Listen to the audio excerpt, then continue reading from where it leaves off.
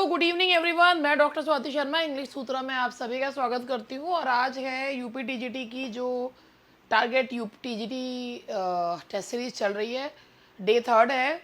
50 questions तैयार करे हैं मैंने अभी, और उसका बाद के जो 50 क्वेश्चंस हैं वो कल कराऊंगी। तो चलिए स्टार्ट करते हैं without wasting any time.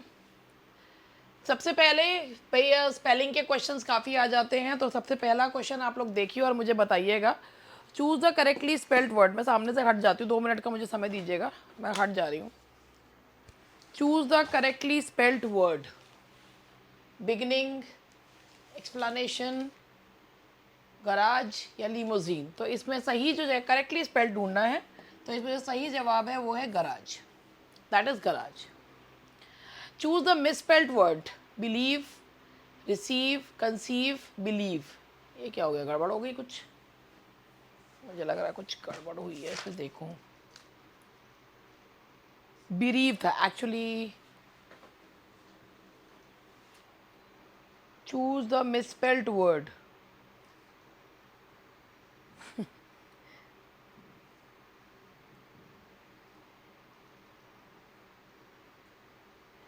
Actually इसमें ये ए है आंसर, वैसे इसमें जो है एक था वो बिलीव था, तो वो हट गया है। तो वैसे अब इसमें सही है, जो मिसस्पेल्ड वर्ड है वो ए है। Choose the misspelled word. Substance, mesmerise, anaconda, ninth. Misspelled word ढूंढना है। Choose the miss subsistence, mesmerise,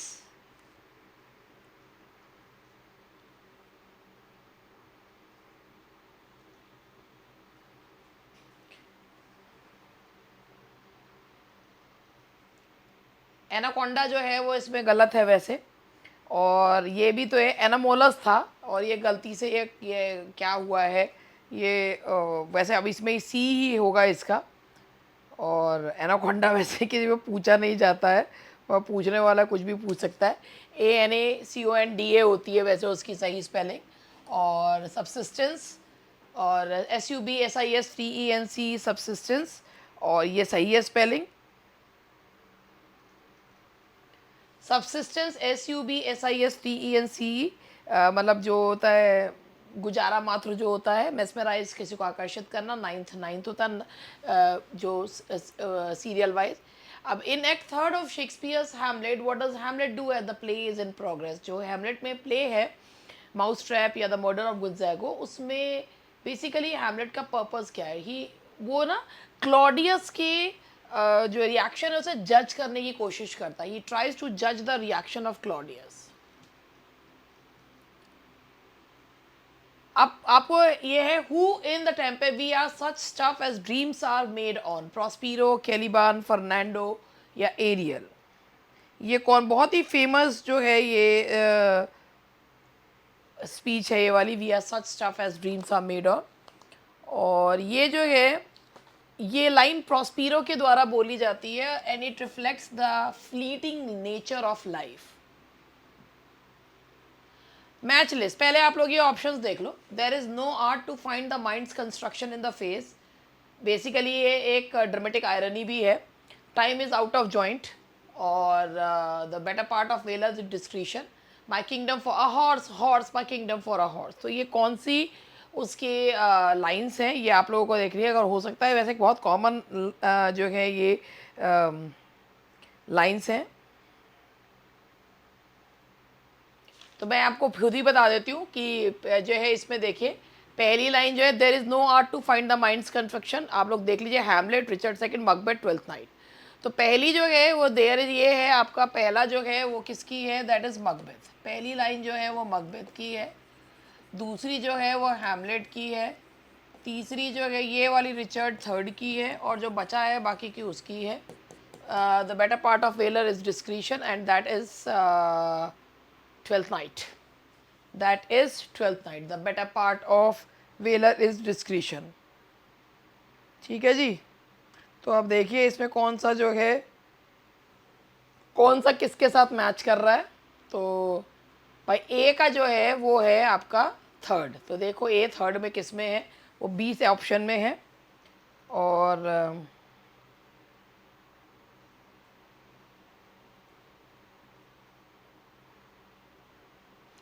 वैसे द बेटर पार्ट मुझे लग ही रहा था, the better part of failure is discretion, ये इसका नहीं है, ये मुझे याद आ रहा था हेनरी फोर्थ पार्ट फर्स्ट का है, इसमें ये गलत ही दिया हुआ है। The better part of failure is discretion,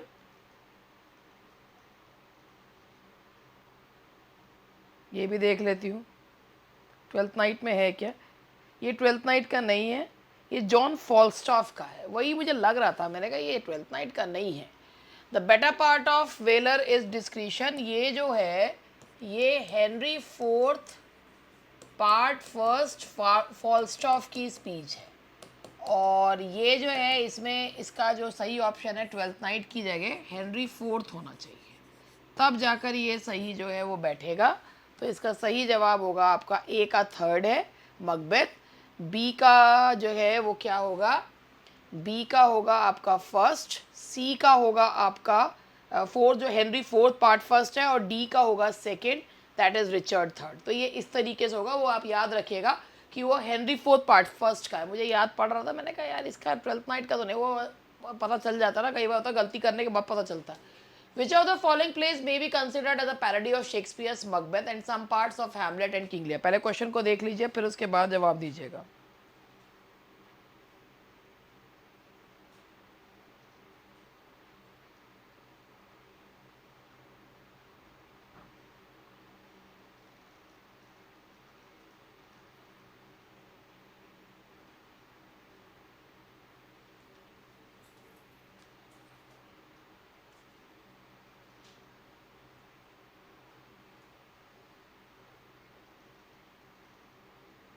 हाँ जी, Macbeth and some parts of Hamlet and King Lear. तो मैं आपको बताऊं कि ये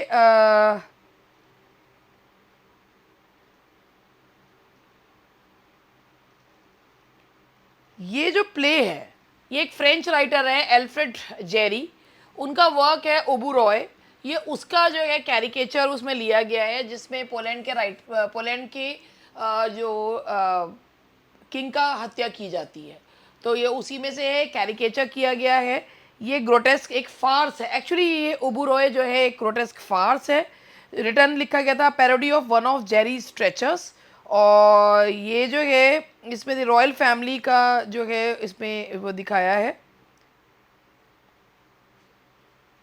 और ये एक टॉयलेट ह्यूमर है एक्चुअली। और टॉयलेट ह्यूमर क्या होता है ये भी मैं आपको बता देती हूँ। ठीक है जी, टॉयलेट ह्यूमर क्या होता है। पहली बात मैं आपको ये बता दूं, ये एक एब्सर्ड प्ले है, एब्सर्डिस्ट प्ले है।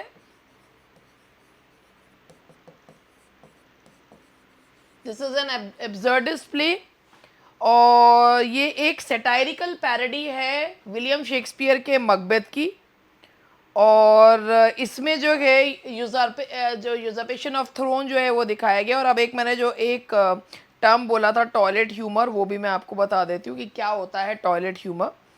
और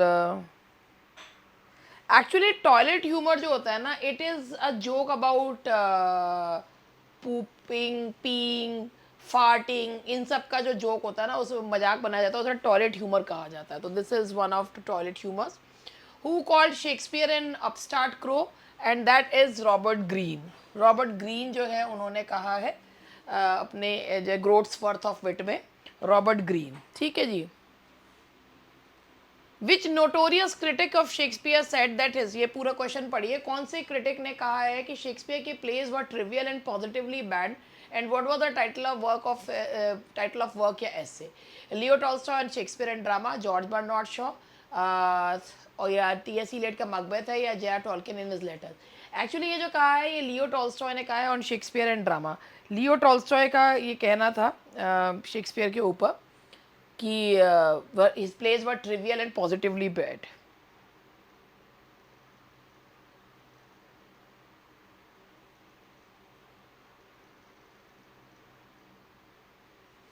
तो ये हुआ आपका, इसका आंसर है that is A, Leo Tolstoy and Shakespeare and drama.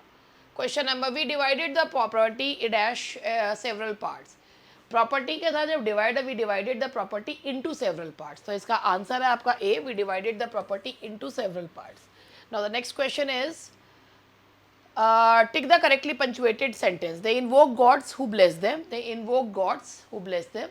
और यहाँ पे कॉमा का सही प्रयोग जो है वो करना है, तो यहाँ पर है कॉमा का सही प्रयोग ये है कि कॉमा यहाँ लगाया ही नहीं जाए, they invoked gods who bless them, क्योंकि यहाँ पर ये कॉमा से लगाने, ये एक जरूरी इन्फॉर्मेशन देने वाला ही रिलेटिव क्लॉज है, तो इसके साथ कॉमा लगाने की ज़रूरत नहीं है, क्योंकि जब सेंटेंस में एक जब ज़रूरी इन्फॉर्मेशन दी जाती है तो उसको हम लोग जो है वो नहीं कॉमा से करते हैं। जब जो है डिफाइनिंग क्लॉज होता है, अब जब नॉन डिफाइनिंग क्लॉज होता है तो उसको कॉमा से अलग किया जाता है।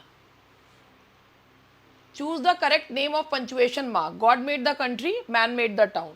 देखो भाई, दो अलग अलग, ये God made the country, man made the town, ये दो क्लॉजेज हैं, ये दो क्लॉजेज हैं, इन्हें आप दो कंप्लीट क्लॉजेज हैं, और एक क्लॉज को कोऑर्डिनेट क्लॉज से अलग करने के लिए सेमी कॉलन यूज किया जाता है, so the answer is B, semi colon. Choose the word nearest to meaning to holocaust. Holocaust का मतलब होता है संपूर्ण समापन, आग से जलाना, एनिलेट करना, खत्म कर देना, समाप्त कर देना, holocaust. Choose the word nearest to meaning in invincible. Invincible का मतलब होता है जिसे हराया नहीं जा सकता, अनकॉन्करेबल, जिसे जीता नहीं जा सकता, तो जिसे हराया नहीं जा सकता, जिसे जीता नहीं जा सकता। तो द सिनोनिम ऑफ फेलिसिटस, फेलिसिटस का मतलब होता है जो अच्छा होता है, अच्छे रिजल्ट देता है, and that is B, convenient. The answer is B, convenient. The term solicited, solicited आप देखिए, सॉलिसिटेड जो है, सॉलिसिटेड का मतलब क्या होता है, advice requested, do a court case, to form a party, none of the. Solicited का मतलब होता है advice requested, the answer is advice requested. What is the meaning of the word demagogue? An unprincipled political leader, a leader वैसे होता है जो भड़काऊ भाषण देने वाला होता है, डेमोगॉग, तो ये होता है अनप्रिंसिपल्ड पॉलिटिकल लीडर के लिए यूज किया जाएगा। The answer is an unprincipled political leader. What is the meaning of galling? What is the meaning of galling? Odd, absurd, lucid, irritating.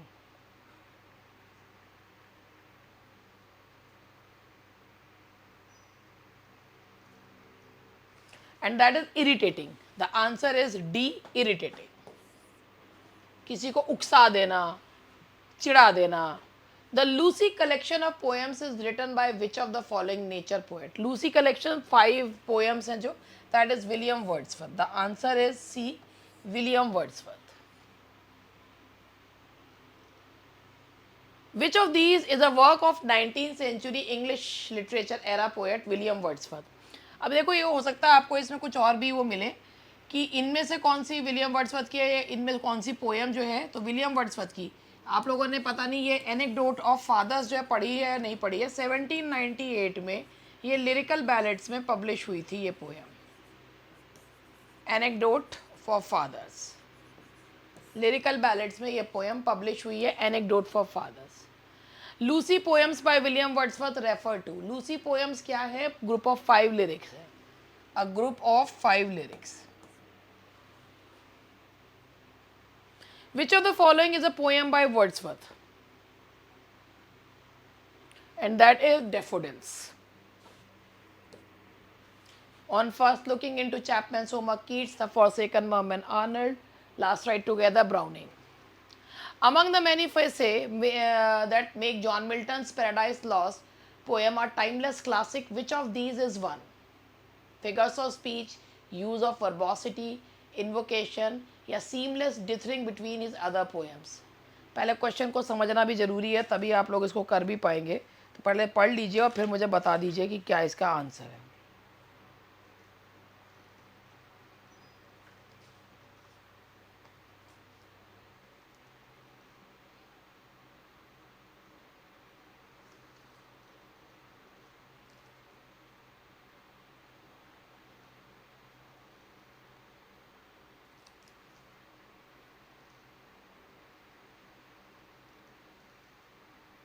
देखो, इसका सही जवाब है invocation of the muse. Invocation of the muse से ये classical poem से जुड़ जाते हैं, क्लासिकल एपिक से जुड़ जाते हैं। ये जुड़ जाता है किससे? क्लासिकल एपिक से। पैराडाइज लॉस्ट की शुरुआत में ही मिल्टन जो है हेवनली म्यूज को हेल्प करने के लिए कहते हैं कि मैं एक ऐसी पोएम लिखना चाहता हूँ जो अभी तक किसी ने भी नहीं लिखी है, and story of the fall of man. तो फिगर ऑफ स्पीच और सब कुछ यूज करा है, मगर इन्वोकेशन ऑफ द म्यूज जो है क्लासिकल उससे जोड़ता है। मिल्टन की पैराडाइज लॉस्ट पोएम जो है an epitome of which of these literary devices where the action begins in the middle of the story. खुद ही बता रहा है मिडल ऑफ द स्टोरी से अगर कोई चीज स्टार्ट होती है तो वो क्या होता है? मीडिया रस। द आंसर इज मीडिया रस। Who among the following writers is the author of Doctrine and Discipline of Divorce? वो मिल्टन द डिवोर्सर हैं, that is John Milton the divorcer, इनको कहा गया था। पैराडाइज लॉस्ट किस में लिखी गई है? Paradise lost is written in blank words, और पैराडाइज लॉस्ट के स्टाइल को क्या कहा जाता है? ग्रैंड स्टाइल कहा जाता है। किसने कहा है? मैथ्यू आर्नल्ड ने। Who is at once the child of Renaissance and the reformation? इस क्वेश्चन में स्टूडेंट्स को कंफ्यूजन ये हो जाती है कि ये मिल्टन है या ये स्पेंसर है ना? तो ये थोड़ा सा ये भी मैं देख लेती हूँ।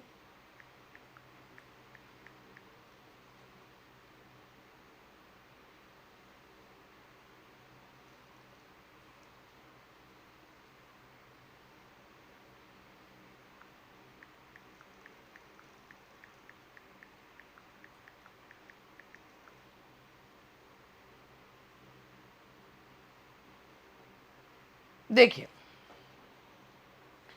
अभी यहाँ पर मेरे को कुछ स्टूडेंट ने ये पूछा था, यहाँ पर जो है ना एडमंड स्पेंसर दे नहीं रखा। मिल्टन हो या स्पेंसर हो, दोनों को ही child of Renaissance and Reformation कहा जाता है। अगर दोनों दे रखे हैं तो स्पेंसर चुनिए, वरना अगर दोनों नहीं दे रखे हैं तो मिल्टन को ही चुना जाएगा, क्योंकि दोनों ने ही ह्यूमनिज्म और क्लासिसिज्म को मिलाया है। Who is Milton's on his blindness is believe to serve God best, and that is A, one who bears his burden best. Which one of the following is the correct spelling? Limousine की correct spelling क्या है? ये बड़ा confuse करने वाली चीजें होती हैं। लिमोजीन की करेक्ट स्पेलिंग बताइए, and the answer is LIMOUSINE, that is A, LIMOUSINE। आज बहुत गर्मी है। With whom did William Wordsworth, मेरे यहाँ पे लाइट आ नहीं रही है तो बहुत ज़्यादा गर्मी हो रही है। With whom did William Wordsworth try to partner with for penning the poem The Prelude? वैसे तो विलियम वर्ड्सवर्थ पूरा टाइम उसमें खुद ही लिखते रहे, पोएम टू कॉलरिज करा था। वैसे तो ये क्वेश्चन जो है ये इस तरीके का है कि किसके साथ उन्होंने कोशिश करी थी लिखने की, लेकिन इसका मतलब ये मतलब वो पूरी ज़िंदगी इस पोएम को वो लिखते रहे, और ये पोएम उनकी कंप्लीट तो हो गई थी वैसे 13 बुक्स में, लेकिन उनकी मृत्यु के बाद उनकी पत्नी ने इसे प्रिल्यूड कहकर इसको पब्लिश करा। और ये दोनों, ये जो उन्होंने बेसिकली जो ट्राई करा लिखने का, that is S T Coleridge. और किसके साथ करेंगे? Which of the following critics consider a poet as a man speaking to man? ये कहा है विलियम वर्ड्सवर्थ ने, और किस में कहा है? अपने प्रीफेस में कहा है, यानी कि 1800 में जो उन्होंने लिरिकल बैलेट्स का प्रीफेस दिया था, जिसमें उन्होंने थ्योरी ऑफ पोइट्री दी थी। Find out the antonym of profane. Profane का मीनिंग बताइए पहले, क्या होता है प्रोफेन का मतलब? क्या होता है प्रोफेन का मतलब? होता है जो बहुत ही अपवित्र होता है। तो अपवित्र का जो है वो क्या होगा?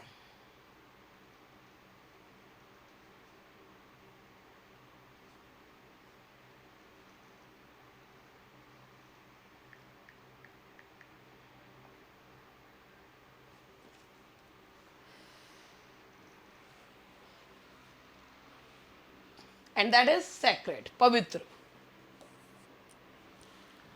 Next question, which of the following is an antonym of conceal? Conceal का मतलब होता है छिपाना, तो उसका एंटोनिम क्या होगा? That is reveal, to let the cat out of the bag. Which of the following is not an antonym of toxic? Toxic का इसमें से एंटोनिम कौन सा नहीं है? वो मुझे लग रहा है वो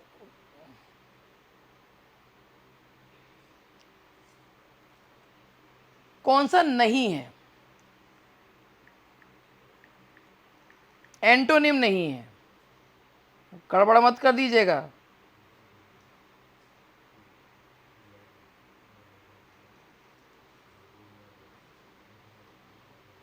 सारे ही हैं।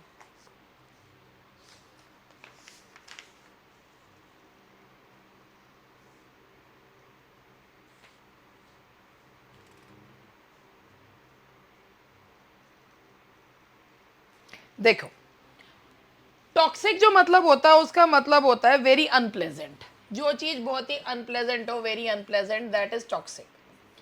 तो यह जो कि अब आप अगर एक एक करके चले तो टॉक्सिक का पॉइजनस भी हो सकता है, अनएक्सेप्टेबल भी हो सकता है। तो इसमें अगर आप म्यूनिफिशेंट लेते हैं तो म्यूनिफिशेंट वर्ड का मतलब होता है दैट इज जेनरस, लिबरल या लेविश। जेनरस,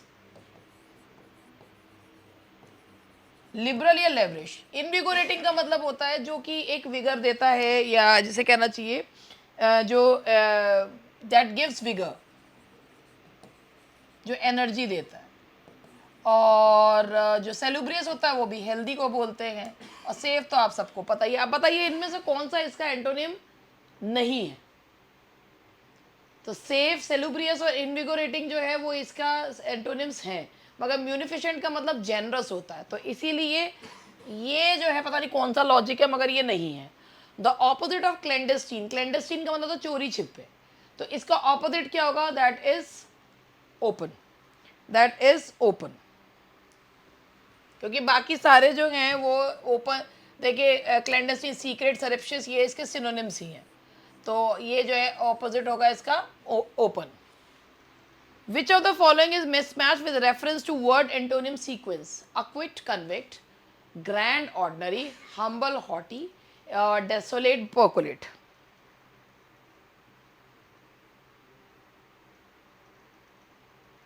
देखिए, acquit, convict, acquit छूट जाना, convict गिल्टी साबित होना, ग्रैंड शानदार, ऑर्डनरी साधारण, हम्बल जो होता है बहुत ही मृदुभाषी, और हॉटी यानी कि बहुत ही ज़्यादा घमंडी। डेसोलेट का मतलब होता है निर्जन, लेकिन पर्कोलेट का मतलब होता है जो बूंद बूंद गुजरना। तो ये इसका जो है वो सिनोनिम नहीं है, मतलब सॉरी एंटोनिम नहीं है इसका। After a long legal fight the parties decided to dash with each other. जब पैचअप कर लेते हैं तो उसे क्या कहते हैं? पैचअप करने को क्या कहा जाता है? And that is make up for. That is make up के मतलब होता है to do something that corrects a bad behaviour, that is make up for. Close down means, close down का मतलब होता है abandon, and abruptly, shut permanently, more than one of the above, none of the above. ये इतने सारे आ गए हैं इसमें। लेकिन क्लोज डाउन का मतलब होता है दैट इज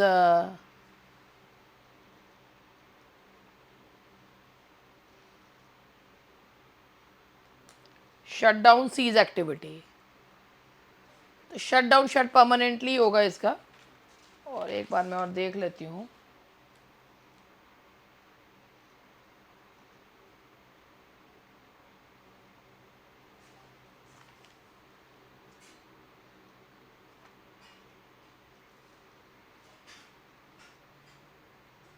इसमें जो है ये एंड अप्रप्टली और शट परमानेंटली दोनों ही होंगे, तो more than one of the above चल सकता है। तो that should be D. If you think that the work is going to be easy you dash a shock. If you think the work is going to be easy you dash a shock. बताओ भैया क्या होना चाहिए यहाँ पे?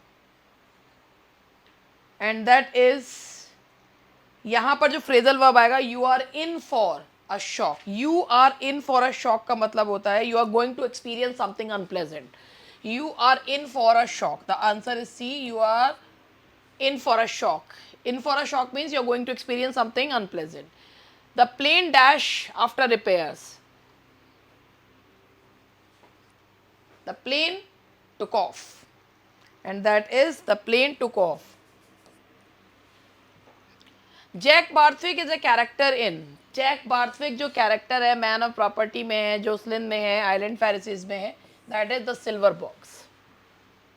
The Dark Flower by Galsworthy is, Dark Flower क्या है? Dark Flower एक लव नॉवल है, गोल्सवर्दी के द्वारा लिखा हुआ, it's a love novel. The title of the play Justice is, Justice का टाइटल कैसा है? And that is ironical. That is ironical, justice तो हुआ ही नहीं. John Galsworthy novels are chiefly occupied with the effect and conflict of. That is C. Class traditions upon society. Class traditions upon society. Galsworthy began his literary career as from the Four Winds short story writer के तौर पे उन्होंने start करा था. तो Galsworthy began his literary career from the Four Winds, जिसके लिए उन्होंने कहा था burn it and you will oblige me. तो novelist के तौर पे हम मान सकते हैं कि उन्होंने अपना जो है वो करियर स्टार्ट करा था, है ना भाई. तो नॉवलिस्ट के तौर पे उन्होंने स्टार्ट करा था, that is novelist.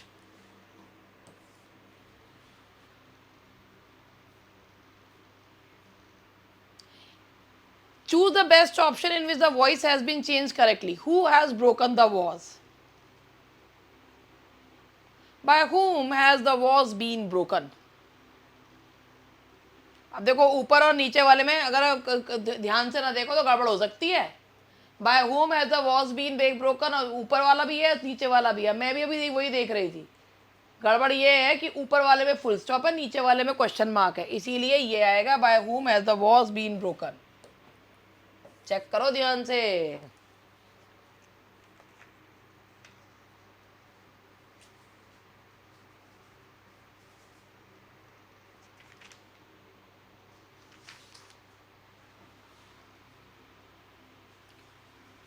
You will be met at the station, ये आपका पैसिव में एक्टिव में करना है. यू विल बी मेट यानी कि इसमें ऑब्जेक्ट छोड़ रखा. someone will meet you at the station, someone will meet you at the station. The answer is C. The answer is C. Who did this? By whom was this done? The answer is B. By whom was this done? A letter was written by Rita. Rita wrote a letter. Rita wrote a letter. Active करना है ना, तो Rita wrote a letter. Choose the correct passive voice. Why did your uncle write such a speech?